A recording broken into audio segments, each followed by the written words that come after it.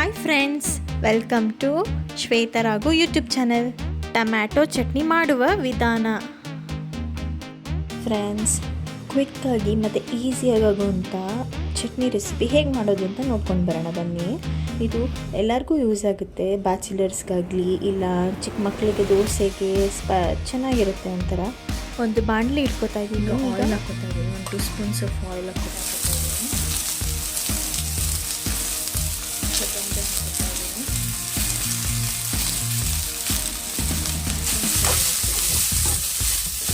ಬೇಕಂದರೆ ಪುದೀನೂ ಹಾಕ್ಕೋಬೋದು.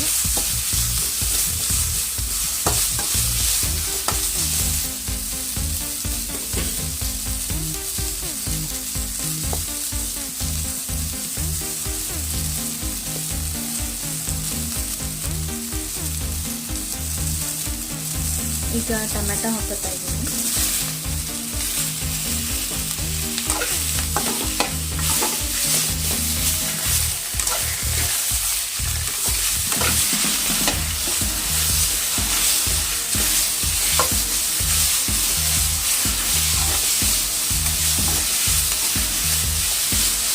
ಇದು ಟೊಮೆಟೊ ಈರುಳ್ಳಿ ಚಟ್ನಿ ತುಂಬ ಟೇಸ್ಟಿಯಾಗಿರುತ್ತೆ, ಎಮ್ಮಿಯಾಗಿರುತ್ತೆ. ದೋಸೆ, ಇಡ್ಲಿಗೆ ಎಲ್ಲದಕ್ಕೂ ತುಂಬ ಸಖತ್ ಕಾಂಬಿನೇಷನ್ ಆಗಿರುತ್ತೆ.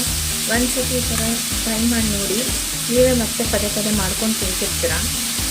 ಹಾಕ್ತಾ ಇದೆ ಉಪ್ಪು, ಕಡಲೆಬೇಳೆ, ಉದ್ದಿನಬೇಳೆ ತಣ್ಣಗಾಕಿ ಪ್ಲೇಟಲ್ಲಿ ಹಾಕಿದ್ದೀನಿ ಫ್ರೆಂಡ್ಸ್. ಇದು ತಣ್ಣಗಾಗಿದ್ಮೇಲೆ ರುಬ್ಕೊಂಡು ಬರೋಣ.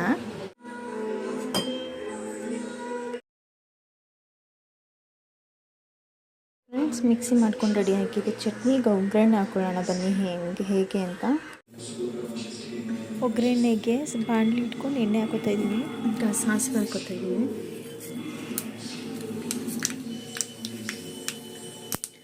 ಕಡಲೆಬೇಳೆ, ಉದ್ದಿನಬೇಳೆ, ಸಾಸಿವೆ ಎಲ್ಲ ಇರ್ತೇನೆ, ಅದನ್ನು ಹಾಕೋತಾ ಇದ್ದೀನಿ.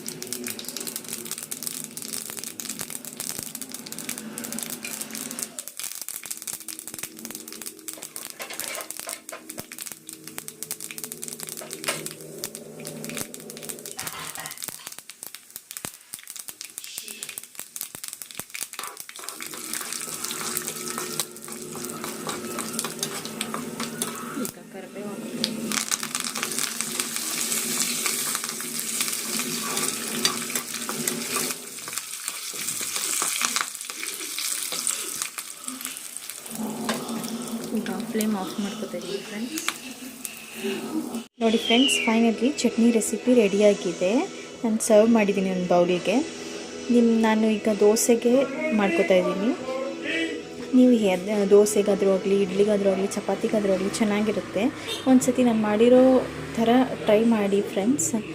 ಮಾಡಿಬಿಟ್ಟು ಹೇಗಿದೆ ಅಂತ ಕಮೆಂಟ್ ಮಾಡಿ, ಲೈಕ್ ಮಾಡಿ, ಶೇರ್ ಮಾಡಿ, ಸಬ್ಸ್ಕ್ರೈಬ್ ಮಾಡಿ ಇಷ್ಟ ಆಗಿದ್ದರೆ.